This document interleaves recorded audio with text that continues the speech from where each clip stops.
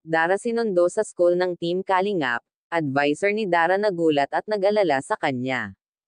Pero bago po iyan pakisuportahan po natin ang ama ng Kalingap na si Val Santos Matubang at Kalingap Rab pati na ang viewers at reactioners, maraming salamat po. Unang araw ng pasok ni Dara, sinundo ito nila Kuya Rab sa eskwela kung saan nag-aaral si Dara. Laking gulat ng advisor ni Dara kung sino ang nagsundo sa kanya.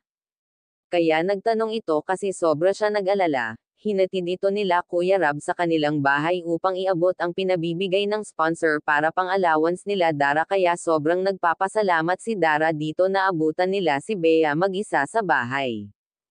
Kwento ni Dara unang araw pa lamang ng pasok at may exam na daw at assignment sila. Kinukuha din daw siya ng teacher nila na mag-pageant at ito ay lalaban at maging model bilang muse sa buong paaralan. Makikita naman natin mga Kalingap na si Dara ay sobrang ganda niya at pwedeng-pwede maging model dahil napakatangkad nito at isa pa, siya ay isang matalinong bata, kaya wala na tayo masabi sa kanya. Sobrang nag-alala din si Dara sa kanyang tatay dahil hindi parent niya ito na-contact, kaya pakiusap ito na sana palagi siya mag-iingat at sana tumawag na ito at makauwi na. Hanggang ngayon, kung bago lang po kayo sa channel ko pa-like and subscribe my channel. Thank you for watching and God bless us all.